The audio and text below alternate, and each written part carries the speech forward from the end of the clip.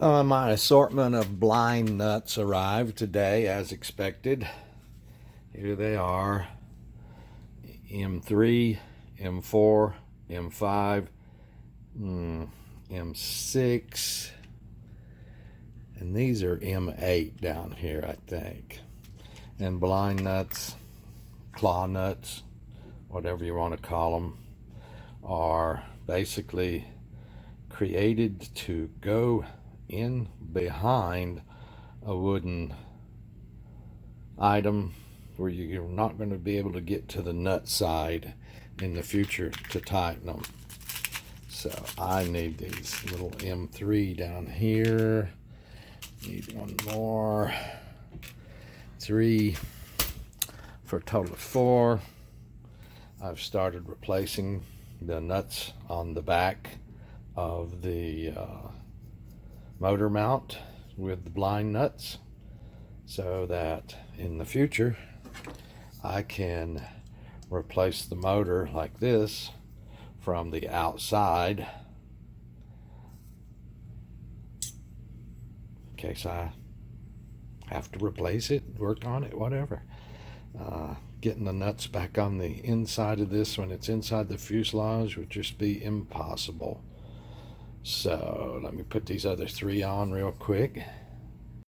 There you go. There's 4 regular nuts replaced with 4 blind nuts, so that this can be worked with from outside the fuselage from this side in the future, and no need to try to hold nuts on this side that you just can't get to. I mean, guess that does add extra weight, but functionality is super important for me.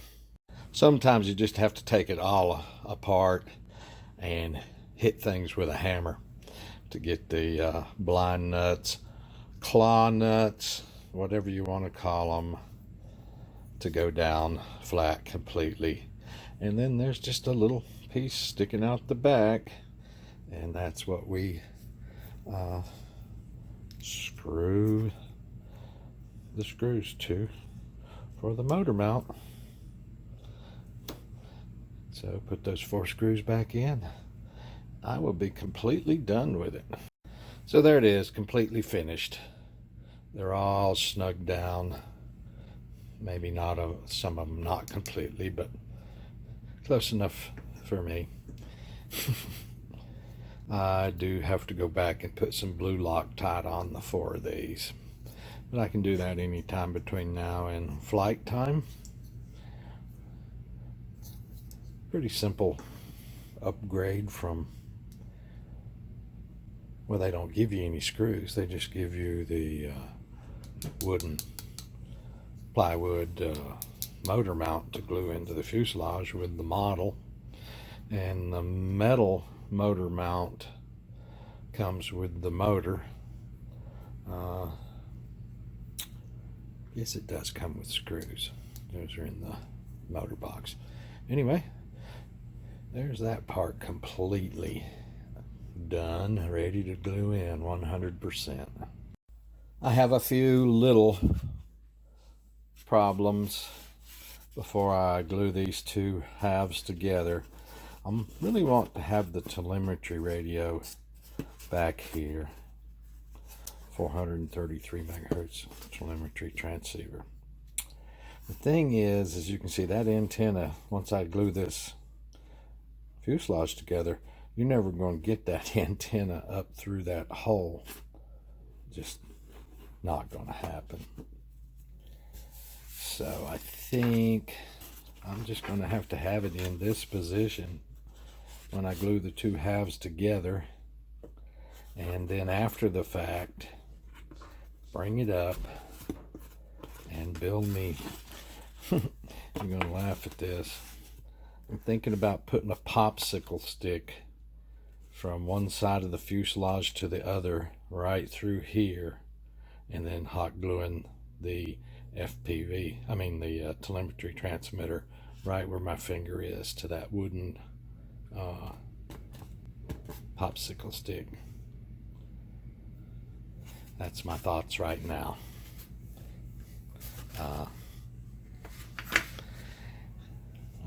got to make a determination on that. Just go with it probably, and scream and holler about it later, I guess. So that's what I am going to do. As I was editing the video for posting, I made another change. That happens. Right back here, this hole that's for telemetry radio in the fuselage, it's a little bigger. Even if I put both sides of the fuselage together right now, it doesn't hold this antenna. It's a little bigger than the hole, so that's a little bit of a problem too.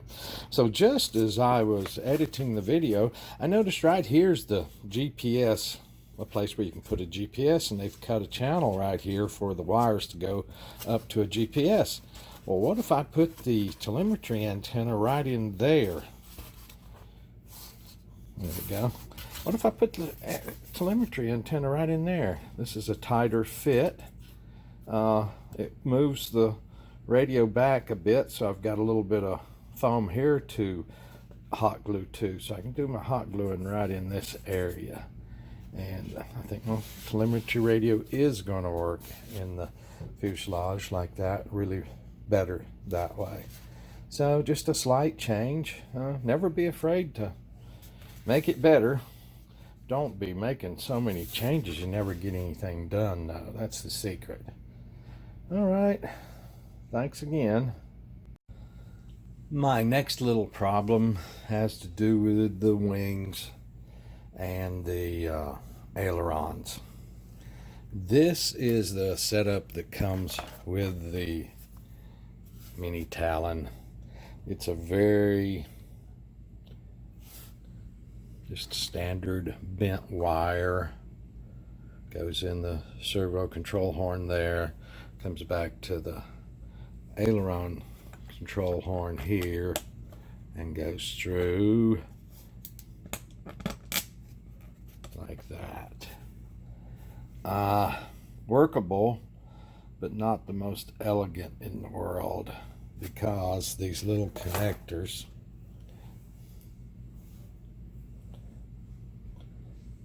this nut right here will tighten down, and then this connector won't turn in the horn, and it starts binding. So I want a little better solution than that. So in the past, I've ordered all sorts of stuff. These are ball ends, you can see, for either end of a connecting rod there. Probably would go on this end more so than the servo end. 3 or 4 months ago, when I was putting this together the first time, I was just looking for all sorts of other solutions for this problem. I think this one right here may work best. Right here, if the hole is big enough in the servo horn. And this is just a threaded rod with a metal clevis on it. Like I say, there's so many solutions. Right here, here's another one. This is totally metal. Metal clevis on one end and just a straight end on the other. That's for these kind of ball ends. Might not be the exact size. Here's another one where both ends are metal clevises.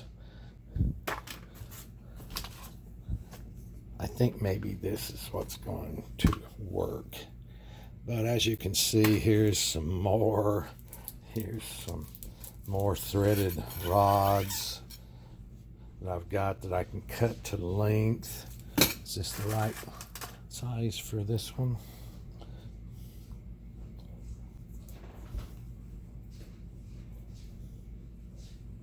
I believe it is. Well, I'm not going to sit here and fight with this all night. But you can see a few months back when I was starting this build the first time, I was ordering all sorts of parts, trying to change this, because I already changed it once. I changed it from the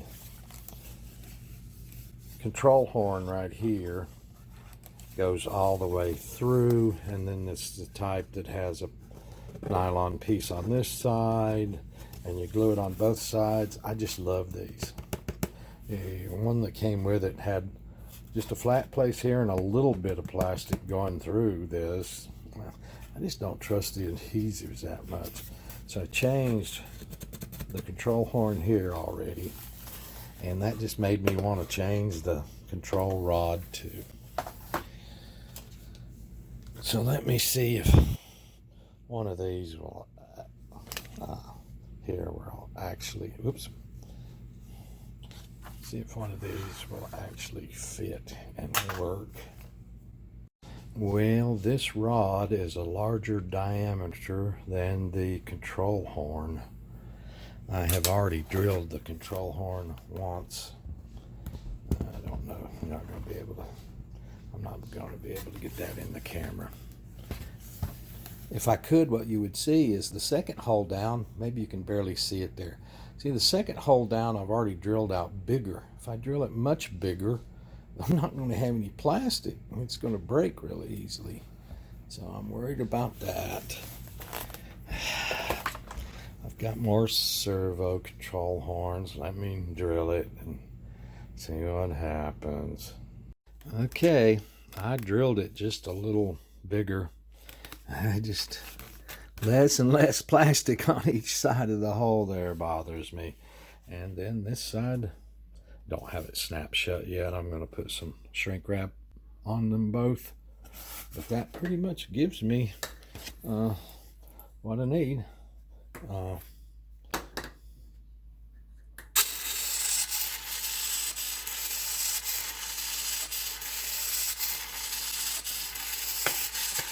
Oops, that didn't work well, did it? Okay, let's go ahead and snap it for kicks and grins.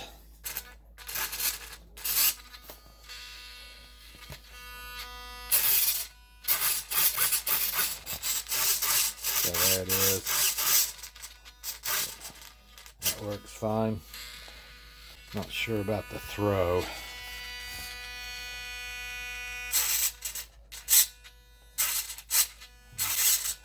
I guess they're about even. Neutral's about right. And then that's just the servo going back and forth. So a little shrink tubing, and I'll call that good. So that's a little better solution than came in the kit. It took me a while to figure out what I was going to do there. There you go. I put shrink wrap on the ends where the clevis pins are and shrunk it down with my heat gun. Those won't be coming loose. There's that side. There's that side. And if I put the little servo tester on neutral, you can see my neutral line is pretty darn good. I'm happy with that. Put the servo tester on, rotate through, and there you can see both ailerons are working perfectly. We can put a big bow on that portion of the build. I just noticed I did these several months back, and I put shrink wrap on the clevis pin side, but not the other, but that's not going to come out of there. So there's two wings there ready to go on. There's two tail pieces ready to go on. The hatch needs some parts affixed to it. These parts right here for the front and back. Hatch cover parts goes here and up front. That's about it. think we're ready to glue these two halves together.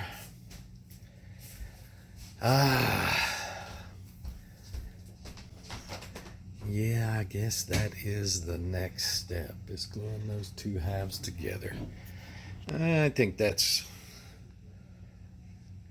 going to look at some other things and kind of smoke it over a little bit before I break out the epoxy and start gluing the fuselage together.